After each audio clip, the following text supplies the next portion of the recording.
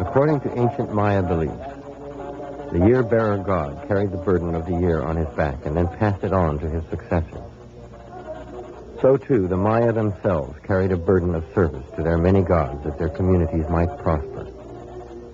When the Spanish conquered the Maya in the 16th century, they brought Catholicism and a new god, Christ, who carried the weight of redemption for all mankind.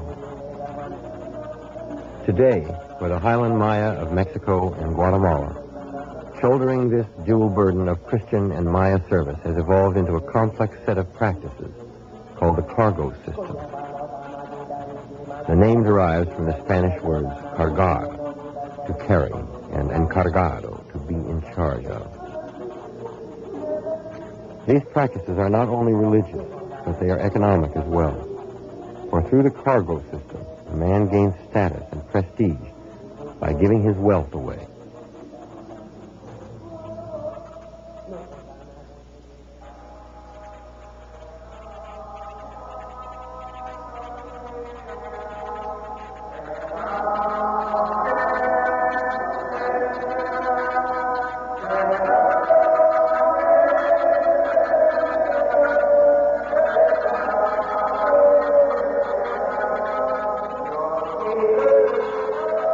The great Maya astronomers and mathematicians who once walked through these halls have vanished. But the spirit of reverent labor in service to the gods remains in a modern institution known as the cargo system.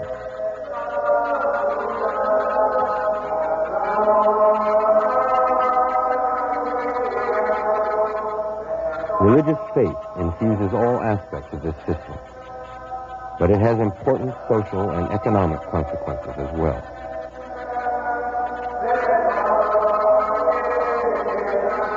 Crosses are everywhere in the Highlands, but they are the crosses of the old religion, doorways to the ancestral gods.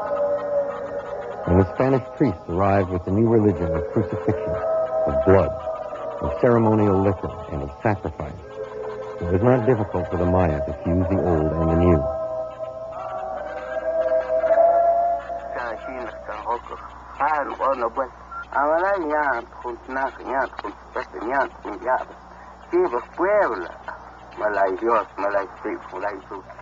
The Maya still worship the old gods, and the shaman makes a blood sacrifice so that the earth will not shake.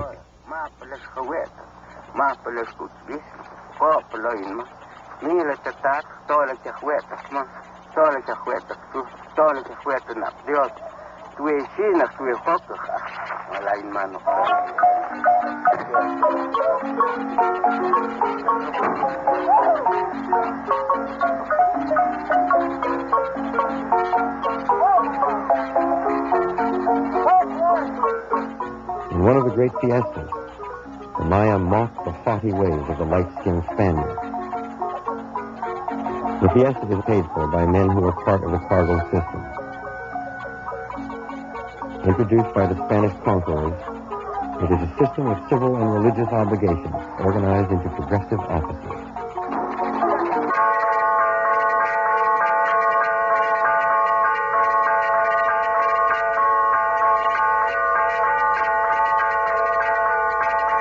A man must work his way up through the 4 levels of the system, receiving no payment from the community, but spending large amounts of money to sponsor religious celebrations for the saints of the Catholic Church, who possess many attributes of the ancient Maya gods. When a man pledges a year of service to the saints and his community, it is both a burden and a privilege. It is his cargo.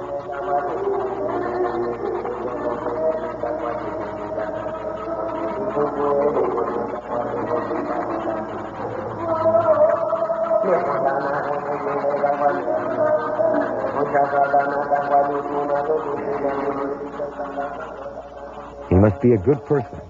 He must be faithful to his trust. For 12 months he must bear his cargo. To no one else will he leave his cargo. Will he leave any portion of his cargo. Let no one talk against him. Let no one murmur against him. May he keep in sight. May he keep before his eyes his cargo, his servant.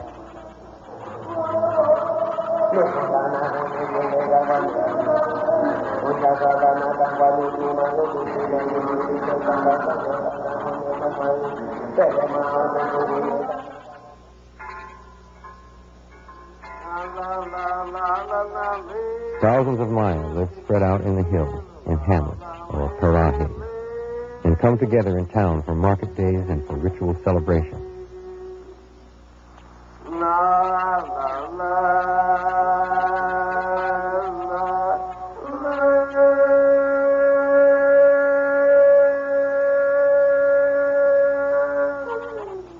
These are not towns as we think of them, but ceremonial centers in which economics and religion are completely intertwined.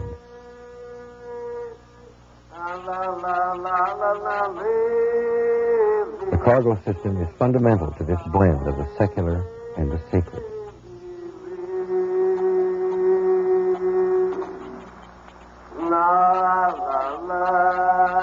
The towns are mostly uninhabited, except for the mestizo shopkeepers who sell the Maya candles, liquor, and other goods for fiestas, and the cargo holders who must reside there a year to perform their duties, which range all the way from sweeping the cabildo, or city hall, to nailing the Christ image to the cross on Good Friday.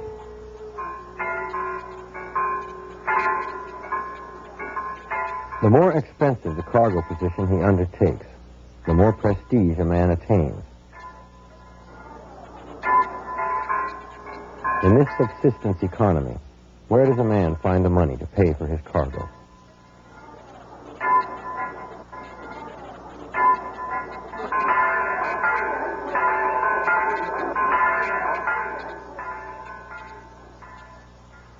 Traditionally, the Maya have been corn farmers, and in a good year, the average annual income is about $1,200.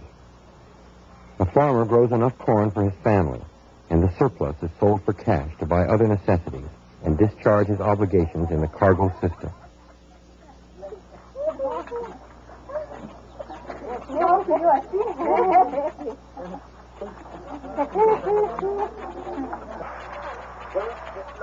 Corn has always played a central role in the religion and mythology of the Maya.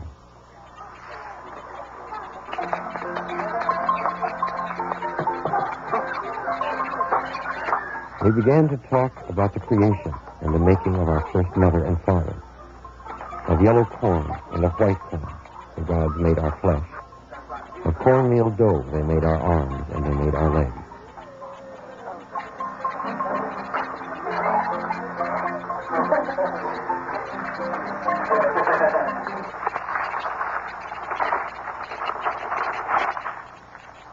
The Maya practiced slash and burn agriculture. They cut trees and underbrush from a piece of land, burn it, and then plant corn, beans, and squash with a digging stick. To us, Augustin Gomez appears to be a simple corn farmer. But to the Maya, he is a man of prestige and influence because he has passed through all four levels of the cargo system.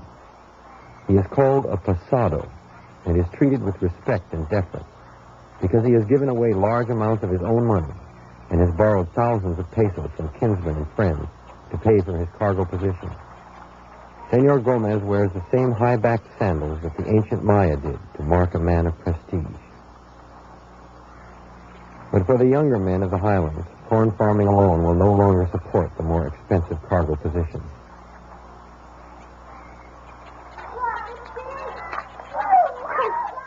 The Maya have always relied on the land to support them. But now the land is scarce and the soil poor. And they, too, are becoming poor. Francisco, ¿dónde fuiste? Fui lejos. ¿Dónde fuiste a traer leña? Ya en Tuvetuxtla. ¿Cuánto tiempo tuve que caminar? 1 hora. ¿Y dónde está tu papá? Él está en la finca, trabajando. ¿Dónde? Tengo la tenanga en la finca.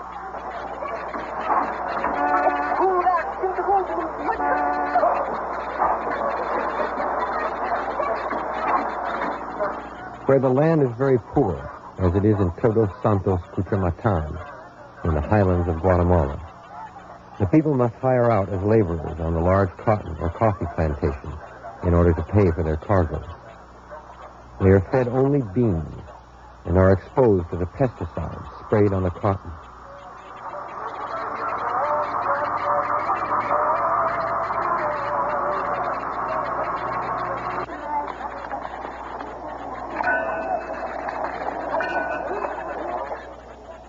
As wage laborers, they become subject to the larger economic forces at work in Guatemala.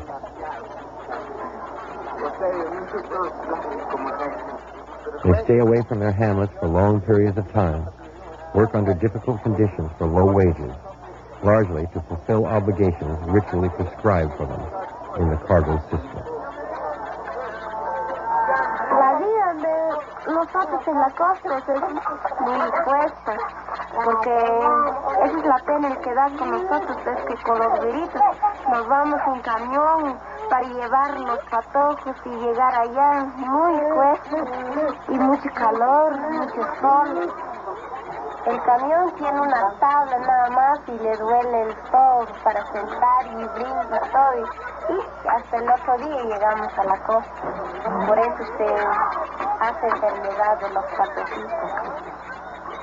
Cuando llegamos allá, no vamos a recibir costal, vamos a recibir raciones, y después se van a trabajar la gente, y yo voy a tortear tortilla de la gente, y de todos los hombres, mujeres se van al campo.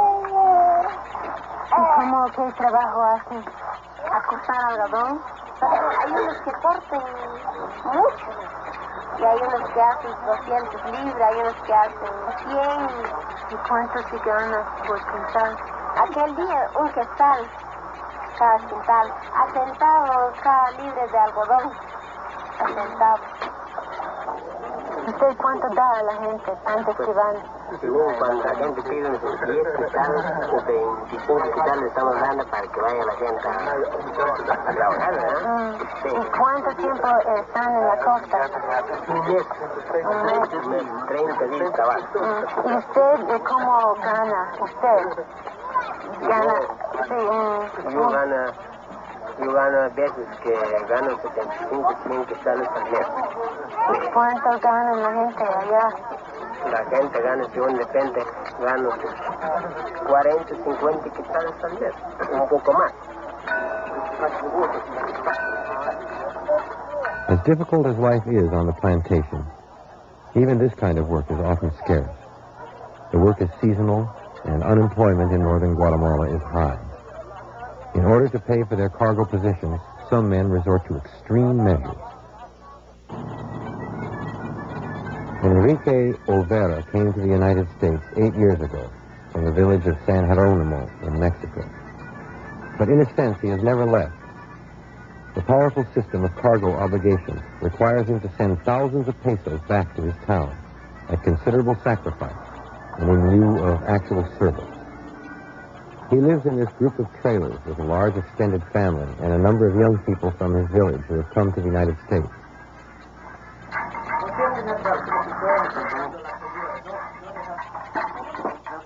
Senor Olvera's last cargo cost 8,000 pesos, but with the 15% interest paid back to kinsmen and friends, the total cost was 12,000 pesos, or about $600. He must continue with his cargo obligations, or he can never return to his village, something which he and his wife hope to do someday.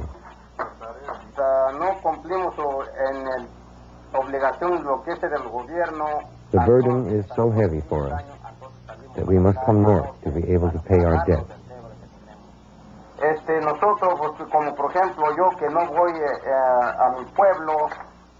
Those, like myself, who can't go to their own villages, receive a bill by mail so we can pay as though we were there. At a plastics company, Olvera paints everything from merry-go-round horses to statues that adorn the tops of hamburger stands. It is believed among the Maya that a man and his family will be punished by the saints with sickness or poverty if he does not pass his cargo well. Frank Kansian, professor of anthropology at the University of California at Irvine, believes that the cargo system performs important economic functions for the community as well. Some people think that this cargo system is what's called a leveling device. That is to say, they think what it does is by requiring the rich people to spend more money than the poor people spend, that it evens out wealth differences in the community. And by evening out the wealth differences, it prevents the envy of some poor people for rich people from disrupting the life of the community. The label that's usually put on this is a socially controlled means of display. That's what the cargo system is. So that the community controls the way people spend their money, and in effect returns to them position in the community for their service.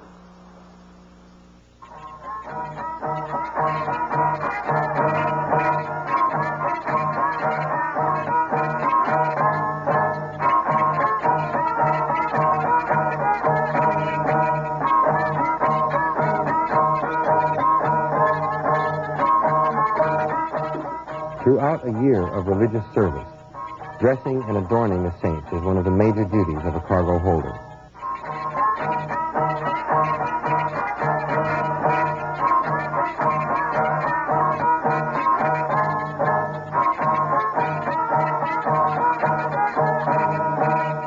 The saints of the Catholic Church are conceived of as the brothers and sisters of God and are worshipped in much the same way that the ancient Maya gods were.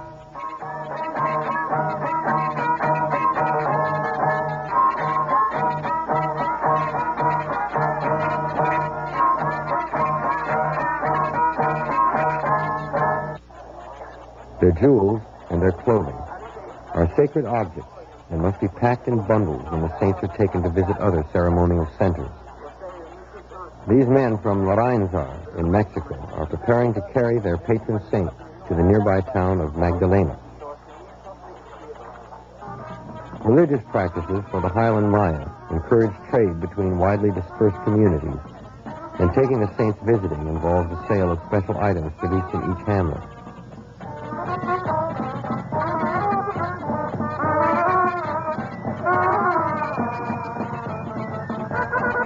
The Saint San Andreas has been carefully tended by the cargo holders, from the lowest to the highest. While all the cargo holders attend the saint, each man, depending on his level in the system, has a set of special duties.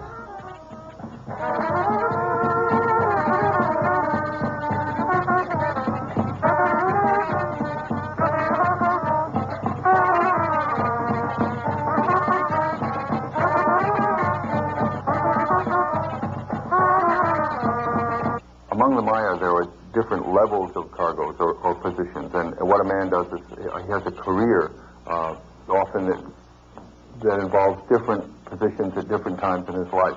For instance, Capitan is a cargo that serves just for a few fiestas. The Capitan carries flags at a few fiestas and doesn't serve for the whole year. Mayordomos serve out the full year and have lots of various duties in the church. They change flowers, they spread pine needles on the floor, they light candles at particular occasions where that kind of ritual is necessary. The alfereces are essentially an embellishment on the fiesta system. They don't have any of the particular duties that the mayordomos do. They give parties for each other, they march around at the celebrations. They look much more important than the mayordomos and are only present on very special situations. Agustin Gomez is a man who's passed all the positions in his community. That is to say, one position at each level in the cargo system. And having done that, he's become a pasado, an elder of the community, who receives respect for all the rest of his life, for having done a lot for the community and a lot for the saints. Fiestas are the heart of the religious side of the cargo system. All over the Highlands, cargo holders make the great celebrations possible.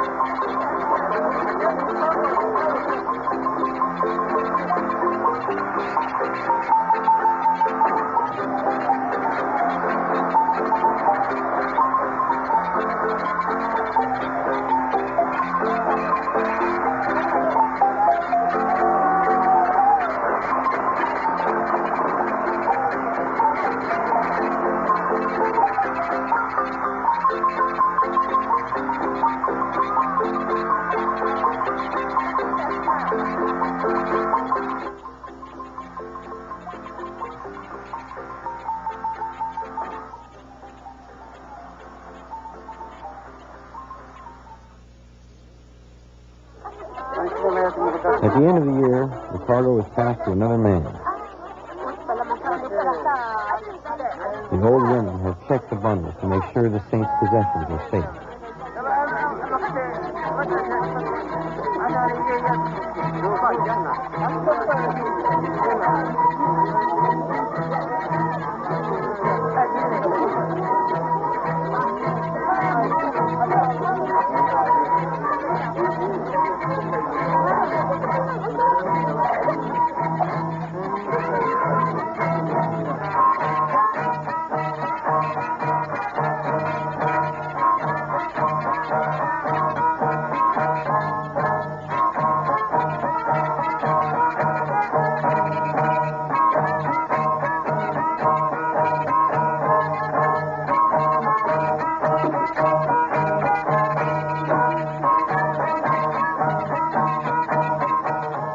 The saints are taken into the church for the ceremony of the passing of the cargo.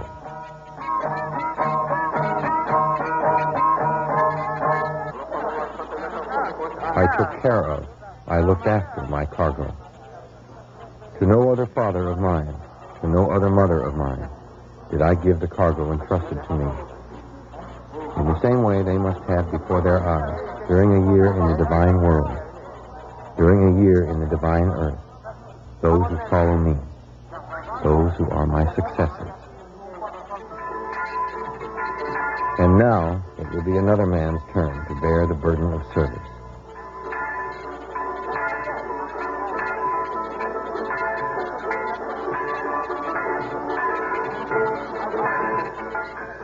A new year of service brings with it a new series of obligations.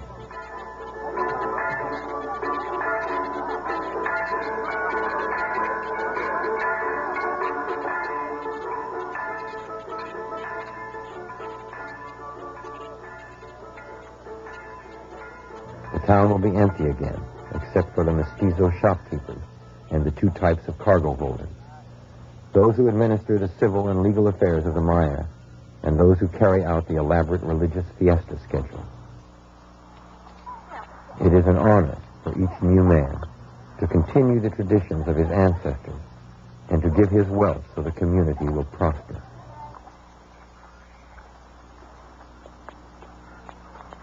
The Highland Maya continue to fulfill their obligations in the cargo system because it is the way of their forebears, because theirs is a spirit forged in humility and reverence. The Maya fusion of the ancient beliefs and those of Christianity mean that their burdens, no matter how heavy, are accepted.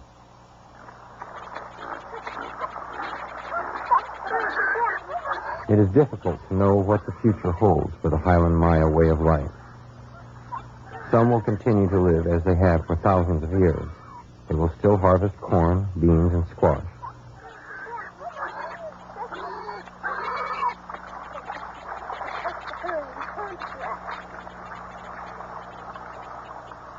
As the political and economic situation in northern Guatemala becomes increasingly desperate, however, it threatens not only the cargo system, but the very existence of the Maya themselves. Yet, as their wise men wrote centuries ago in their book of prophecies, the Chilam Balam, the Maya are firm in their conviction that they will endure.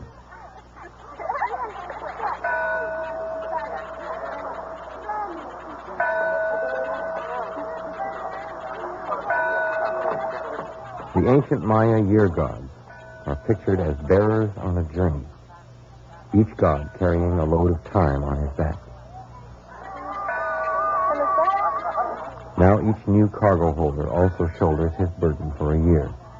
With the burden comes much joy and some pain. In observing the duties and celebrations required by the cargo system, the Maya remain allied to the ancient gods, to the new gods of Christianity, and above all, to each other.